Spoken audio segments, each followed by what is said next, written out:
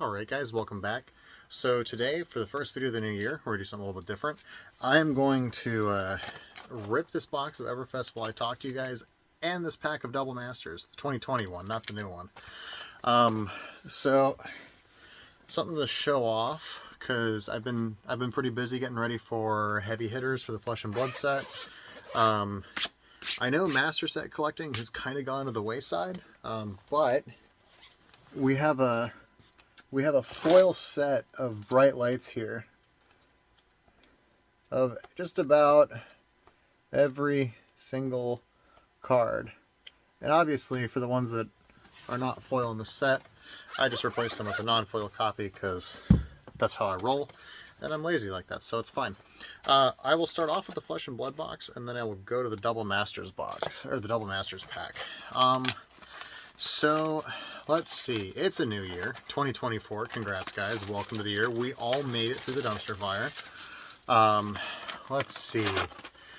Rudy broke the internet last week. From what I heard, everyone at LSS and MetaZoo, there was a whole lot of going on from places.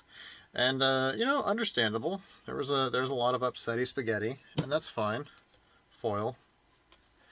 I will sleeve the foils just because that's how I roll, and everything else don't really care too much about. But yeah, so that's kind of where we're at. So why am I ripping Everfest right now? Well, to put it simply, Everfest is in a weird spot, right? Like, cases are selling at $220.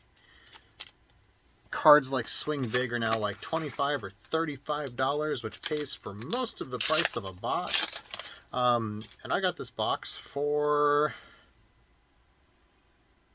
$35, I think. It was part of a huge lot purchase. So I'm pretty much looking for a Swing Big, I believe, and it pays for the whole box. So, winning. Obviously, we haven't hit anything really spicy yet. There should be some kind of cold foil in here, which will be fun. And this also has the paper packs, because, you know, they're nice and fun. So, 2024, what am I looking for? Heavy hitters is going to be a big deal this year. There is a lot of spice after that Rudy video came out. Oh, the steel. Nice, majestic hit. $1 probably. And a lot of people were upset, right? I think the general gist is... Oh, hey, that's a few dollars. The general gist is that everyone is overprinting everything. Pokemon will eat all their supply up eventually because that's how they do. And people are butthurt that Rudy was selling boxes cheaper than they could. Okay, cool. You know, hating the guy for being a good businessman. That is what it is. If I buy boxes at distro prices, I too would sell them cheaper than you could. Just because that's how business goes. Does it mean he's not going to support Flesh and Blood or MetaZoo anymore? I really doubt it. I would love to see him torch MetaZoo just because, I mean, I'll be honest, guys, like, I got into MetaZoo, I got out of MetaZoo, I made my money, and I left because I saw the dumpster fire writing on the wall. When you have more releases and specialty sets than WotC does as a new card game, that's a problem. So that, for me, was kind of the, oh, hey, cold foil. Yay! We made a whole $5, $10, I don't know. We'll see. You know, when you're releasing more specialty sets and cards and wingdings and whatever else you got going on, and you're keeping up and pushing WotC's numbers, that's a problem. So, I think what Rudy said generally is correct. You know, these box prices, they're too cheap. They need to print less. I love Flesh and Blood. Another majestic. I love Flesh and Blood to death. I have more money in Flesh and Blood than I do in Magic, probably, at this point. I am a incredibly heavy bag holder of Flesh and Blood graded. I love the game. I think it plays better than Magic. I think it's more entertaining to me personally than Magic.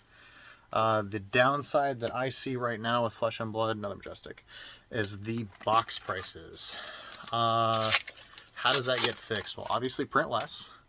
The other option is just wait. and waiting will usually mean you win. I do not think LSS is going to die or disappear or go anywhere, and I think Flesh and Blood is stable enough that old sets being $60 a box, $65 a box, not a huge deal. The singles are cheap for players, and that's really what matters, because the game is newer. It needs a strong player base, because your players are what turn into collectors. And I may have the hot opinion on that one, and that's fine. But at the end of the day, the players are the ones who buy the most cards. The collectors buy all the high-end crap, like the graded stuff, but for someone like me, who is sitting here ripping Everfest boxes, because, trust me, not the first one I've ripped open. I've actually ripped, God, how much Everfest have I ripped open? I don't know, I gotta be over 150, 200 boxes, something like that. It's a lot. Like, I know people have opened up way more than I have, but, like, for some random dude living out of his basement who kind of sends and hides stuff literally in his closet, I have a closet full of cards. Well, and a room, and another room, but a closet. Definitely a closet, especially a closet. You know, it's... Ooh. Okay, we take that. That's a nice little spicy hit. Fun fact, the Knick-Knack Bric-a-Brac, this card here, is one of the interesting cards because it is a copper, silver, and gold oriented card, and with Kasai now getting an adult hero, there's a whole lot of specking going on. So for a few weeks now, I've been seeing posts in the Discord of people trying to buy that card en masse. Some people have succeeded, I'm sure, and, you know, kudos to you if you have. Oh, I thought I had the Brute card that paid for the box. Oh well. And, you know, kudos to you if you had, but, you know, it is what it is. But Everfest seems to be one of those sets that is just going to be hell-bent on having one or two cards that are ridiculously expensive, and everything else in the set is just going to be cheap. I don't know if there's going to be like an alchemist or something that comes out, and people are going to want to get all these potions that are in the set. James White has openly said, don't sleep on the potions and the items. We'll see. Oh, hey, nice. Double cold foil box. That means we're plus EV on this box now at $35. So, you know, it's one of those things where, you know, if the game creator literally says, don't sleep on this set, probably a good idea to not sleep on the set. I have a pretty decent position in this. I think I have over 100 boxes still just sitting in the closet. And unironically, like, it really is just sitting in my closet. Like, you guys think I'm joking. Like, I'm really not. It is literally just in my closet. Runic Reclamation. This was a $9 or $10 card, I believe. I don't believe it is expensive right now, but that is because Runeblade is not in the meta at all, which is okay. It changes with time. That's fine. And let's see here. We're still hunting that Brute card, which seems to be the spice of the month for Everfest. But yeah, oh yeah, anyway. So my point with Everfest, right? Everfest seems to consistently have one card that is $20 to $30, and then the rest of them are just doo-doo platters. I don't know why. It seems to just be that way with this set, and I think each time one of these cards spikes up, you know, a good chunk of supply is going to get eaten. You know, the Brute card hit 25 or 35, and Everfest was at 200 a case, and now it's back up to 220 a case. I don't know how long it'll be until Everfest hits, like, say, 300 a case again, but I think there is a world where if someone is just patient and they wait, I don't see any reason why Everfest will not climb back up to $80, $90 a box. Historically speaking, that's the last pack here. We hit a Tri-Shot Majestic foil there in that last pack. Ooh, Fractal. Okay. That was another card that was a few bucks at one point. Put that off to the side there. And here's that hit. Fractal. Yeah, I sold a bunch of these at, like, I think again, 8 to 9, 10 bucks. So, with that being said, Bright Lights did incredibly well. It was a fun set to draft. It was a fun set to play. The players enjoyed it. and it's down in the dumps. They printed too much of it. It did well over time. I'm still doing well on it. But again, I'm buying at a much higher volume than most people, so my cost basis is actually very low. I think right now the market is getting very close to where my cost basis is. But, you know, I made my master set. I hit the Teclavess and Marvel, which is somewhere out in the living room right now. That's like a $500 card, which paid for 2 of the 12 cases I opened. I have my entire master set put together. That's basically every 1x of everything except for a few cards. I need like $200 or $300 worth of cards left. Most of it's in like the EAs and stuff. So that master set's worth probably $1.5 grand, $2 grand. So there's another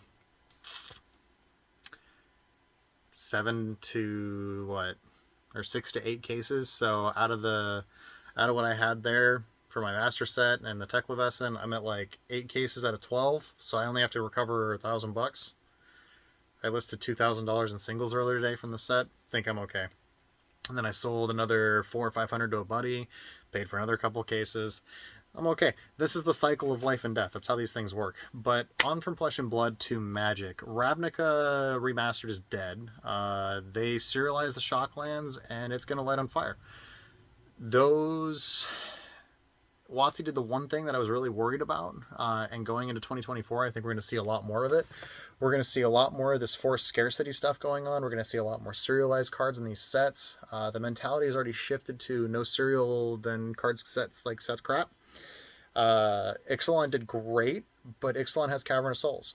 And it has a good land base. It has a lot of dinosaurs. It has a lot of stuff. It has vampire reprints that haven't been done in a long time. There's a lot of good stuff in that set in regards to like singles. But Ravnica has doubling season and lands that are $10. The collector boxes are selling for $260 on TCG Player, which means that if you get a doubling season and every single land, you have recouped half of your box price. I'm not a rocket scientist, but if there is like 100, 150 rares and mythics, and you need to top 2% that every single time to have any chance of recouping your EV, that doesn't look good. So one of two things will happen. They're going to reprint the crap out of doubling season and just pray that it holds the value up, and they're going to increase the quantity of lands. I don't think that's going to be a good play, and I don't think they're going to do it, and I think they're just going to say, send it, sell it, and go. Which means it's going to light on fire and die. Because I just don't see it having any sticking power. However, if you look at a set like Double Masters, these boxes I think are $470 on TCG Player. If you hit like any half a dozen to a dozen cards, it's like $100-something, $80-something a card, which is kind of crazy. And let's see here. We're looking for the Opal. Let's get to the uncommons here. Boop, boop, boop. The Weapons Trainer. I actually can't read this backwards, but we have Disciple of the Vault. This is not the juice we're looking for here. Got a Time Sieve. I just give up here. I got Time Sieve here. Maelstrom Pulse. And our foil is a Throbbing Inspector Common. Oh boy, we got a double foil Bloodbriar. We're marking here. We hit the Golem token. That's probably worth like 10 cents. So that pack did not win, but that's kind of where we're at right now, right? Like, it's not looking great for Ravnica Remastered. I'm not buying it anymore. I was going to go pretty hard on it, but I'm just not. They didn't lower the prices like I was expecting or hoping them to, and it's just not worth it to dump my money in there. So instead, I'm going to go really hard on heavy hitters. I'm going into heavy hitters for like 30-something thousand, I think. I'm buying over a pallet. It's going to be one of my largest purchases of sealed, probably to date, I think. I've hit close to 300 or 400 boxes before on a set, but never this volume, so I'm pretty much double my highest order before. It's a little scary, I'm not going to lie. It's a lot of money to dump out. So I'm moving some stuff around. I'm getting singles sold. I'm getting sealed sold. I'm moving money all over the place right now. It's a lot. My hopes are that I don't need to liquidate crypto. I will if I have to, but that's kind of the position that I'm in, is like, because I'm not made of money, I have to move things around. I have to do what I got to do. So it is what it is. We got a couple grand set aside, got this built up, got about 50% of it pre-sold, which will help quite a bit.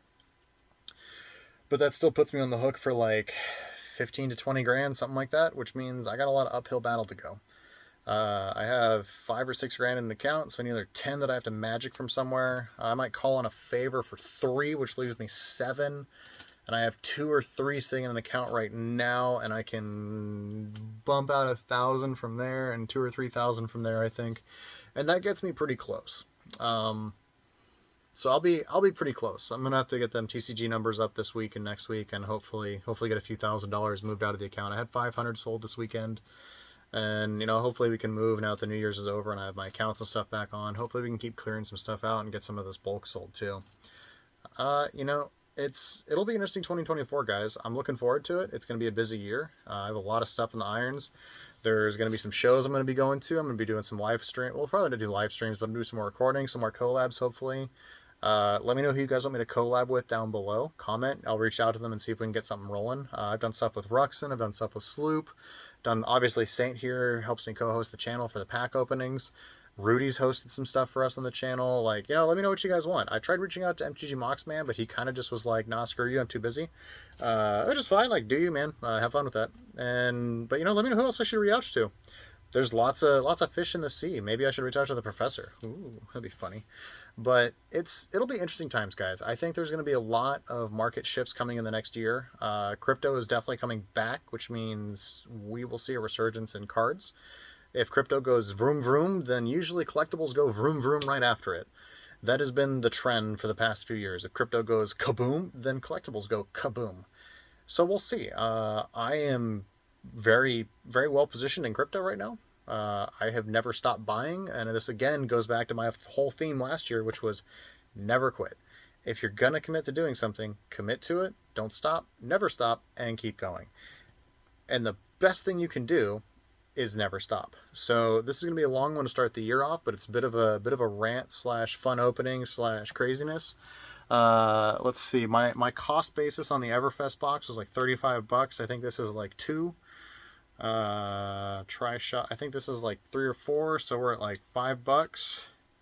Let's see here. I think Runic is a couple dollars, so we're at 7. I'm just gonna call the cold foil $5. So that puts us at like, what, 12? I think that's $1, so we're at 13. I know the knick-knack-a-brack is going up, so that's a few dollars, so we'll say like 16. Ooh, this isn't looking good, boys. I think that's about $1, so 17. We'll call that $1. 18. We're making stonks here. 23. Another cold foil, just gonna mark it for $5.